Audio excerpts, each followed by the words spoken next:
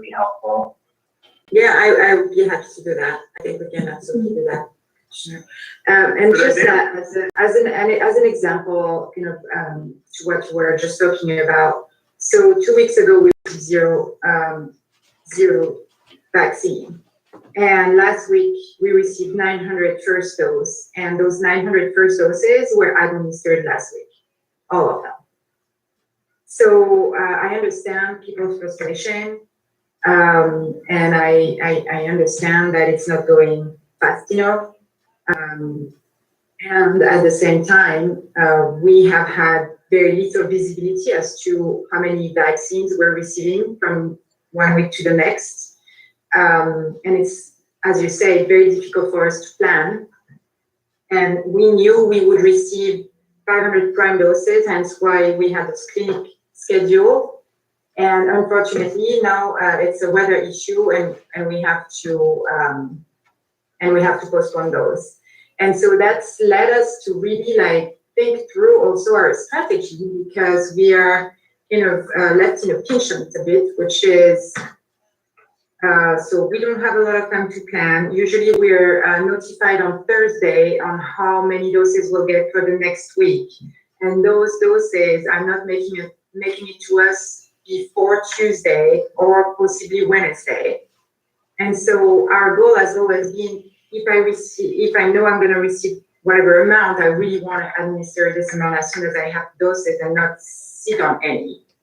But what happened this week is that we have no doses in the fridge, and then we can't, we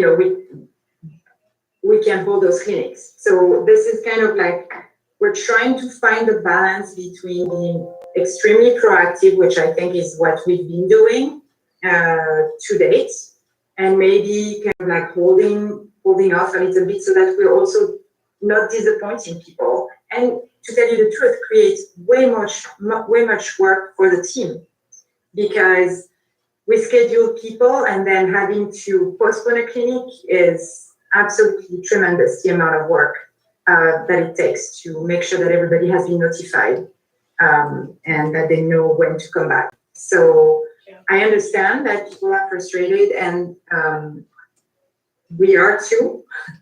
And there is very little, I think everything we have control over. I think we're doing the best we can, and we just have to accept the things we have no control over, being weather or amount of doses that are being sent to us. And so, believe it or not,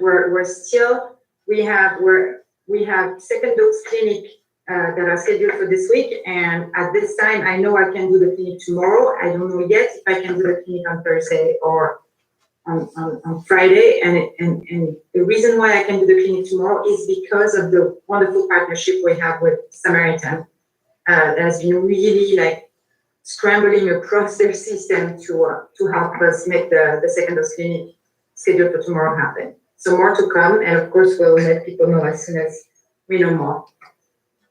But this is where we're at. This is the true reality of what's happening on the ground. I have one more question. That would be all right, Chair? Sure, go ahead. Yeah, I know that as of this week, I believe that the federal government was releasing vaccines into certain pharmacies in Oregon. Do we have any in Lincoln County that are receiving vaccines that you know of, Norman? So we know that Safeway Pharmacy has begun receiving vaccines. We have actually a meeting scheduled tomorrow with all of the pharmacies in Lincoln County that we know of are either on the federal partnership program or on the state partnership program. And so I could tell you more next week. I know that Safeway started to administer vaccine this week, yes. But I believe they're receiving 100 doses a week. So yeah, I think next week I would like to maybe get a little more update on that. Yeah, and I will have more update for you next week. Okay, thank you. Anything else, Commissioner Jacobson? No, that's it. Thank you. Okay, Commissioner Hall.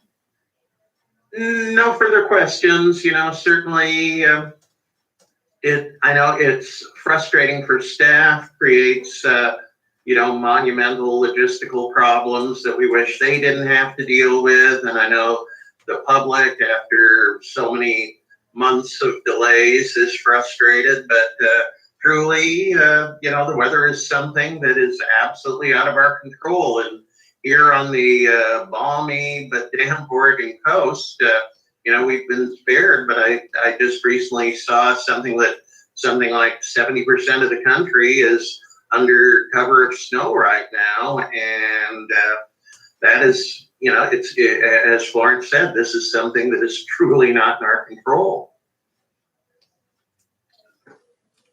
Yes, I also wanted to say, I know people are so eager to get this vaccine, and I so understand. And I think this is really great. I want to say we have a wait list going right now where we have more than 9,000 individuals who have registered. And I want to let people know that you do not need, the moment you're on this wait list, we will let you know either when your age group becomes available and when we have a clinic that we're able to hold. So it is not necessary to call the call center to see if you're still on the list. You are on the list. We're not taking anyone out of the list. The only time we will take people off is when we know they have gotten a vaccine. So either when you call the call center to tell us, hey, I got my shot in Benton County or wherever, and then we can remove you from the list. Or after we have contacted you and scheduled you for your vaccine, then we know, you don't need the vaccine anymore. So I'm trying, the message I'm trying to communicate right now is, please don't worry. Mm-hmm. If you've signed up, we will let you know as soon as you become eligible and we have vaccine. Mr. Chair, could I ask another question that just popped in my head related to this? Now, Florence, I heard from a woman who's trying to get her 80-year-old mother registered, and I found out that she is trying to go through the state website, but I understand there might be some kind of an issue with registering for our clinics through the state website. So can you tell me if that's correct? And if so, are we just encouraging people to go directly through our website? Yeah, I think going to the state website is one way to do things. I think it would just make it more difficult. It's not the straighter way to be able to register. So I would say, so I believe Casey is showing the website here. And so what you can do is just give a call to the call center, and the number is 541-265-0621, or send us an email, and then we'll be happy to assist you in getting this person scheduled for vaccine. Because as we know, the 80+ group has been eligible since last week, and this week I believe is 75+. So yes, please give us a call and we will help you out. Thank you. I can provide some additional information. I participated in a phone call last Friday with representatives from the Oregon Health Authority, and the state is really a facilitator to help individuals determine where to register for a vaccine. They do not do the actual registration. So as you already pointed out, Florence, the best thing that people can do is to go to our website, which has been shown on the screen, and or call the call center, which again is 541-265-0621. All the state will do is try to make sure you get pointed to the right place to register. That's correct. And also the other thing that I would like to ask people is that if you had registered either on the wait list or you were scheduled for an appointment and then you were able to get a vaccine somewhere else, please let us know by calling the call center, because that will help us first schedule somebody else in your place. And then on the day of clinic, when we have no shows, it makes it harder for us to reach out to people and things like that. And then the last message that I want to pass on is it's very important for people to realize and remember that they need to come back for their second shot. Okay, you won't be fully immunized until you have your second shot. So don't forget about those. Any additional questions? Excuse me. Commissioner Jacobson, I think you raised your hand. Yeah, thank you, sorry. So Florentia just kind of said that it is okay to call the call center. You want people to call the call center if they have maybe already gotten a vaccine in Benton County or through a different source or whatever. You know, we spent some time earlier in the meeting talking about what not to call the call center for.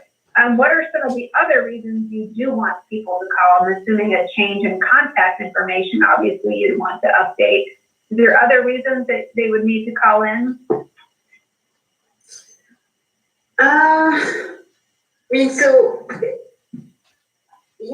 If they have any questions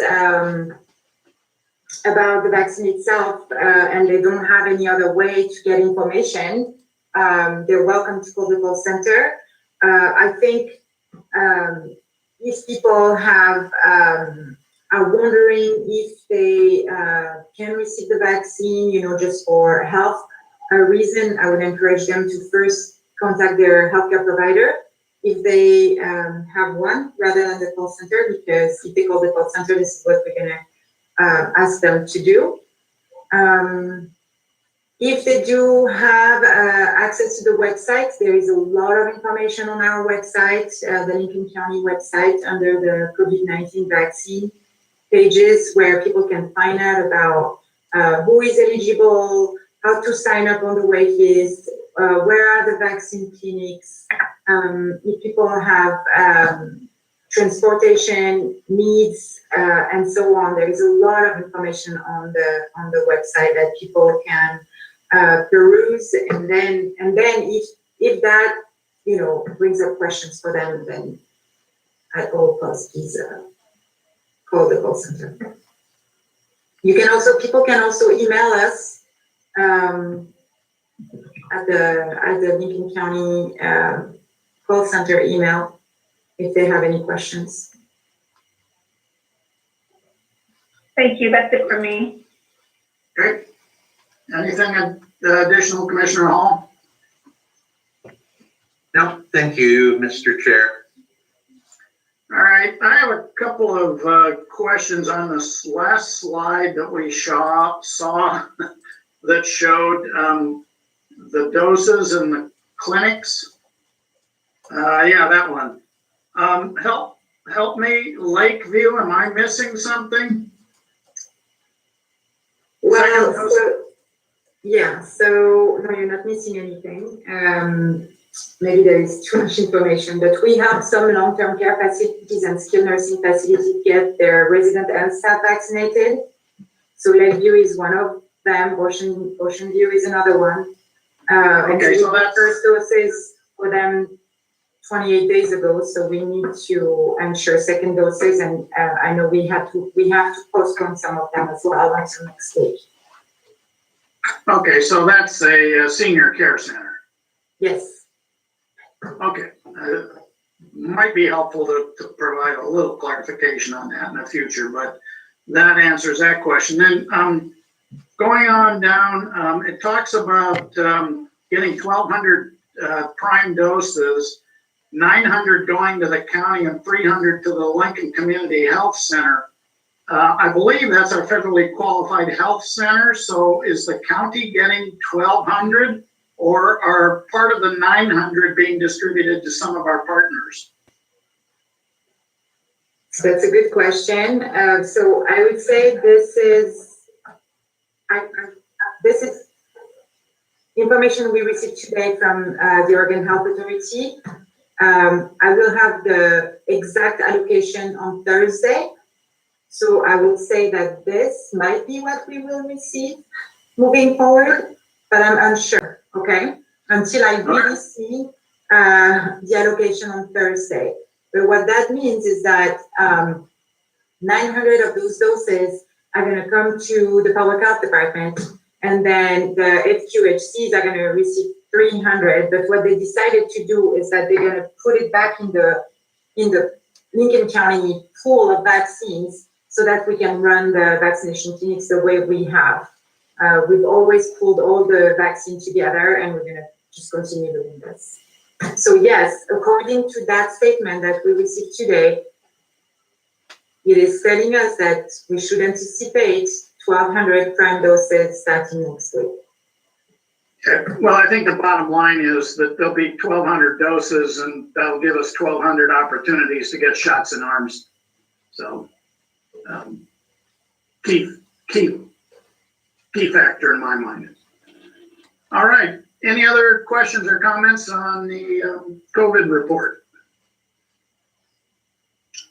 I was going to ask Director Austin if she had anything to add, but if I'm reading my screen right, she just left the meeting. So thank you, Florence. And again, incredibly challenging situation with extraordinarily high demand and very little ability for the county to control when and how many of the vaccines are received. So thank you. Keep up the good work. Thank you. All right, with that, we'll move on. Next item on our agenda is an Echo Mountain Complex fire update. And I believe Council Belmont, you wanted to offer some initial comments, and we'll go from there. Thank you, Commissioners. Wayne Belmont, County Council. And yes, just a couple of things to give you updates on progress in a couple of areas. The direct housing mission, which is the manufactured homes being placed on Logan Road on the tribal property, continues apace.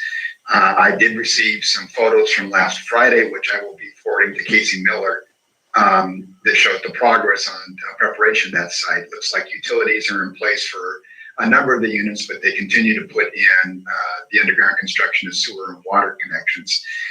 So that's moving forward so that we can get the up to 21 housing units in place at that particular location. Second thing is that we're looking at trying to get some additional resources to fund a number of activities coming out of monies provided by the state of Oregon. We just got the materials. Commissioner Jacobson has been our liaison with that particular funding request. It's called a capacity grant program that's being funded again by the E-Board from the state. We've identified a number of component projects that we're going to be seeking funding for. So the actual application materials came out. We've had discussions with Business Oregon, and we'll move forward with our application and hopefully be able to report back that we're getting some additional resources to help survivors in the North End. And then finally, the last thing I'd like to talk about, and actually turn this over to others who are more conversant on the particulars, and that's the debris removal and cleanup program that's underway.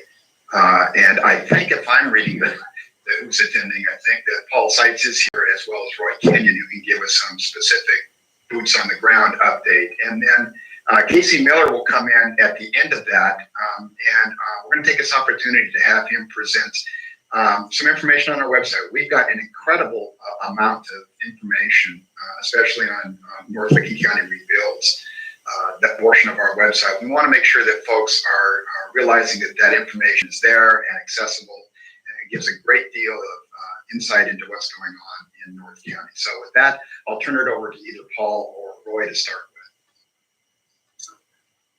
Looks like Paul turned his camera on, so we'll let Paul go first, then Roy, and then let Casey clean up at that. Excellent. A quick update on the ODOT debris cleanup. They have the contractor out working last week on 3 properties, 6 more added this week, and then it's going to go up quite a bit after that. Excuse me, I just ate a granola bar. It seems to be haunting me. Timing is everything. It is. No, don't choke one down just before you talk on social media. I'm gonna let Roy or someone else jump in for just a second. If you don't mind, I'll mute. Paul, you gonna be okay? Just brilliant. So they're out there, they're cleaning. The monitoring firm is staying ahead. They have 38 more in the process. So you should see ODOT cleanup process active and going on right now in the area, hearing good reports of that activity. I can answer any questions. A minor update, the AC Disaster was able to contact the property owner of the commercial property, the one commercial property we do have, which is the Mobile Village, and they are processing a letter to send to us to appeal the FEMA decision on that property.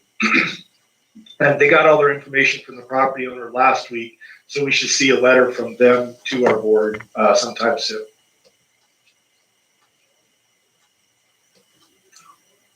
Anything else, Paul or Roy? Well, what I would like to add is, I know that it seems like every week, you know, we're kind of kicking the can down the road a little bit here. You know, first it was, they're going to be here, they're going to be here. And then they were here, and there seemed to be this big lag in actual boots on the ground, tracks on the ground, moving material. And what I was actually surprised to find out was that I kind of assumed that because it's been such a long period of time from the time of the actual fire, I thought, you know, ODOT, K&E, all of these groups have been working someplace else. And so when they ended up at the Echo Mountain fire area, they were going to be a well-tuned, finely tuned machine, and they would hit the ground running. Well, reality is, we are kind of the guinea pigs for the whole process. We were first up. And so when you have multiple agencies, multiple contractors all trying to work together in the same spot, there are kinks that need to be worked out. And it was the kinks that were kind of holding up production. Now, Paul was up there last week and met with all of the players. He's been in contact with them since.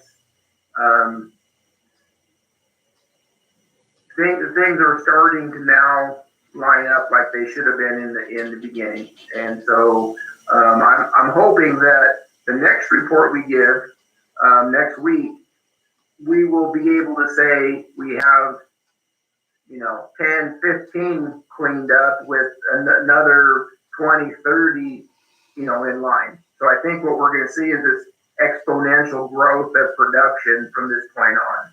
But like I said, I made some assumptions that when they showed up, they were coming from some other site they had just worked.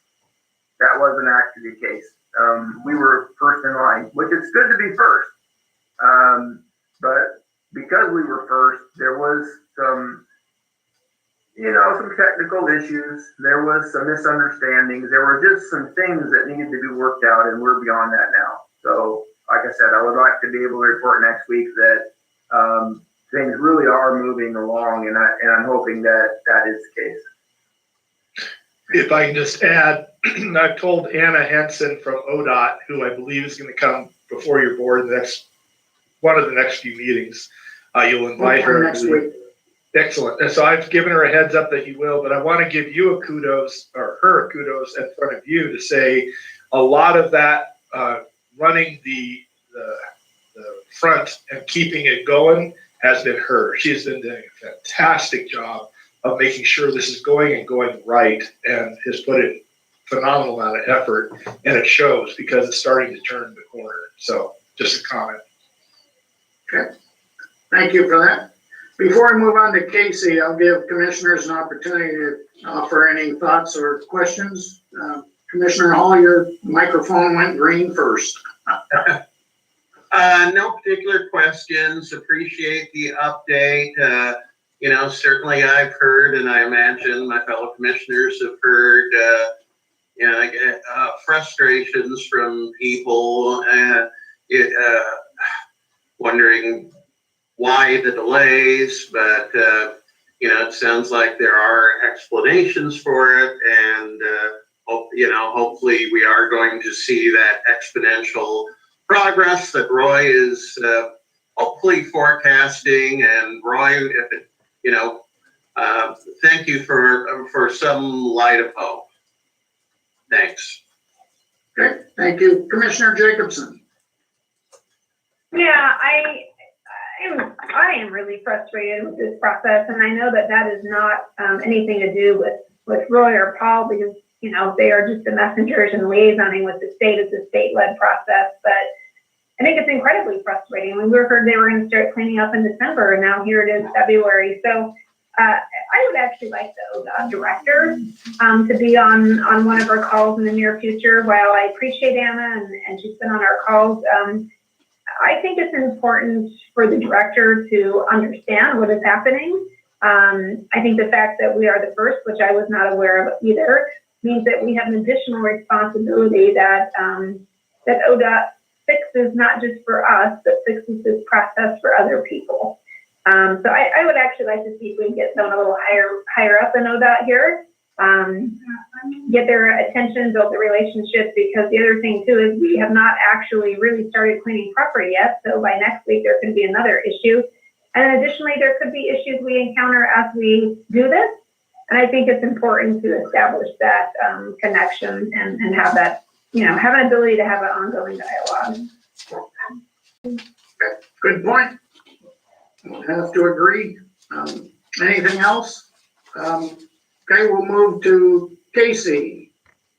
Yeah, I would say, just as a segue, as I'm navigating through the website here, as communicators, or our organization, with a big priority is communicating. We, for example, have our weekly recovery meeting where we're talking to other agencies, we're talking internally, and seeing the work that is being done, and sometimes we don't always see it because it's happening behind the scenes, for example, for ODOT. But things are happening, and there are times when I feel like I want to show people more of what those conversations look like, so they can at least see that, things are happening. But of course, that boots on the ground is I suppose the ultimate critique of how things are going. So today's an example of how information flows from Echo Mountain and ODOT to us, then back out to the property owners, for example. So if we go to the North Lincoln Builds section of the county's website, similar challenges here that we have with COVID. We're working with the state, or we're working with the feds, and we're taking that information and pushing it out to the community. But today, for example, we finally have something we can deliver. And I know Paul has distributed, or will be distributing by the end of the day, a letter from ODOT that goes out to the right of entry properties that tells them, yes, the work is coming. And at any given point in time, the community can look at North Lincoln Rebuilds and see our menu here, which is really a snapshot in time about things that are going on. So, for example, we are going to send out this letter and fact sheet from ODOT to property owners, and that'll be delivered via email. It's going to go out snail mail. And then as well, we'll take this information and distribute it through Facebook to the various Facebook pages that folks are utilizing up in Echo Mountain. We've got about 4 different Facebook groups up there that where we share this information. And for example, I know Claire's very active on Facebook. I'll send this information to Claire as well, who will then push it out through social media. Paul, boots on the ground up there. Katie's up there frequently. So we're not just relying on digital only. We're trying to get things up to folks in the affected area, physical copies as well. But yeah, if folks are looking to see what kind of progress is happening, this is something that hopefully is accurate. It's changing constantly. And I guess by accuracy, I mean that, information is just constantly moving and changing, and there's so many moving parts. Other things you can see here, this was pushed out to Facebook over the weekend as well. The wildfire recovery public hearings, and I do believe that Monday night's meeting was canceled, I think due to weather. So forthcoming when that'll take back up, hopefully the 17th will follow up with that. And then if we jump, for example, to MAST, speaking with our MAST staff today, information is there. I know that they have about, I believe, 50 more survivors they still need to do interviews with. You can look at things like our financial assistance page. Last week, I believe, we had some individuals who were having challenges getting that proof of ownership and occupancy, and kind of an example of where our recovery team serves us. We share this with internal staff. They respond with solutions to get people where they need to go. Rachel Maddox Hughes, for example, told us about that grant opportunity with Oregon Lifeline to reduce cost of broadband. So that information is there. So I think what I just wanted to share with you is how we move information, into our organization and then back out to the people who need it, and try to keep it up to date as frequently as possible. I think that's about all I have, unless you have specific questions. Questions, commissioners? Nothing from Commissioner Hall. Commissioner Jacobson, you turned your mic on. Yeah, I guess I have a question. My understanding, Casey, is that the group doing the primary communication for ODOT around cleanup is not actually ODOT themselves, but a contractor. Is that right? Yeah, and let me just give you a little bit of historical. When we moved into the recovery phase, for example, we were working with EPA. ODOT was in that conversation, but it was primarily led by them and the activities that they were doing.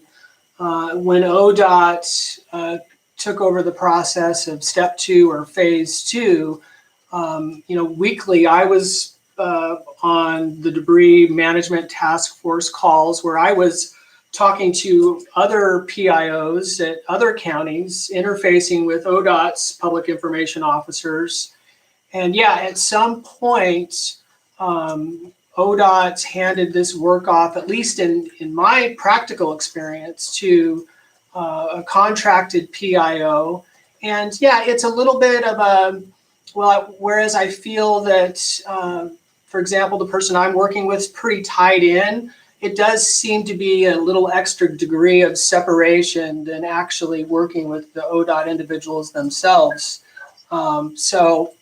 Yeah, whereas I think I've had a good relationship with that person, the closer you are to incident command or ops is really beneficial. So there are times when I compare notes with Paul, because Paul may be walking the site with Anna Henson, and then I can see what he's thinking. And then there have been times when I can see, okay, well, ODOT hasn't quite fed their information down to their PIOs for distribution. So yeah, it's a little bit of a mosaic or a puzzle at times. I would hope we eventually get there eventually.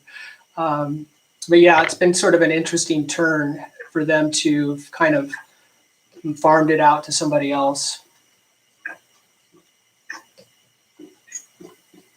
All right, thank you, Casey. Any questions or comments from my fellow commissioners? Additional questions or comments? None for me. Commissioner. Hi, this None for is, me. and this is Council Belmont. Council Belmont. Just another quick note that great information, Casey, and also the information that Florence and Public Health was providing. If anybody wants to find these, the easiest way to do it is Google Lincoln County, Oregon. And if you go to the homepage, there are links to vaccine, to coronavirus, to North Lincoln Rebuilds, to all the things on the left. Casey's showing it now. But if you just remember Googling Lincoln County, Oregon, you can find the links to all this information.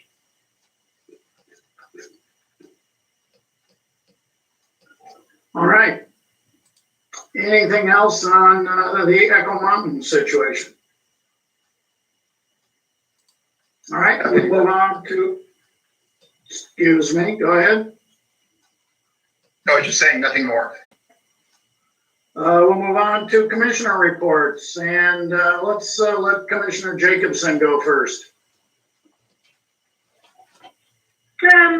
I don't have a whole lot to report other than I will just say that I had a death in the family last week with my mother, and just wanted to say a big thank you. And I'm going to cry to the community and my Lincoln County family. It's been a really good support. So thank you. All right. Of course, you have our best wishes and thoughts. Commissioner Hall. I just want to echo that as well. And, you know, it seems like most of my business has been around fire recovery and COVID, and you know, that's certainly in the forefront, but not the only things we're working on. And I think I'll be bringing forward at least one other item for our February 22nd meeting, kind of getting back to a discussion that we had last spring, and I think the board wants to take up again. You know, how can our Board of Commissioners really advance anti-racism work, first within the county organization and then in the community at large? So that's my report. Thank you. Important conversation. Indeed. I'll just point out that I was chair of the Cascade West Area Commission on Transportation last year. And in the COVID environment and in the environment where the role of the ACT, the Area Commission on Transportation, is changing or evolving, it has been difficult to get a quorum. So I'm mentioning this under commissioner reports in the hopes that representatives from cities or ports or other public entities that have representation on the ACT, it's a 3-county commission, Lincoln, Denton, and Lynn, will encourage their representatives to participate in the board meetings. Our next board meeting will be on next Thursday, which I believe is the 26th. And again, really need to encourage participation in that meeting. One last thing, Katie, if I may, I'll give a shout out to your daughter. I understand Simone passed her written test and has her driving permit. So congratulations to her. And with that, thank you. They did, and we had a very slow drive home out to DMV, but she did it. Yes, thank you. Well, congratulations. Well done. All right, with that, we'll move on to public comment. And again, we're trying to give a little bit more information. There was public input that were received from the last meeting on subjects outside of the VRD STR conversation. And I believe if you go, I'm waiting for Casey or Christy, go to the STR conversation. There's a listing of the data input that we've gotten since our last meeting relative to that conversation. Chair, I apologize. Yeah, for our STR portal page, sometimes we batch all of the input into one document, but this is the smart sheet that shows those individual submissions, and we'll kind of put all those into one PDF sometimes, but here's what the individual inputs look like for STR and constituent input for, our standard commissioner meeting. So. Oh, okay, so it's all public input, and again, it is updated, if you will, weekly as of 1 p.m. on the day of the Board of Commissioners meeting. So that would be public input. Any other business to come before the board before we adjourn? Commissioners? See none. Council Belmont? All right, with that, our next Board of Commissioners meeting will be held virtually. It will be held on Monday, February 22nd at 3 p.m. And until then, we are adjourned. Thank you.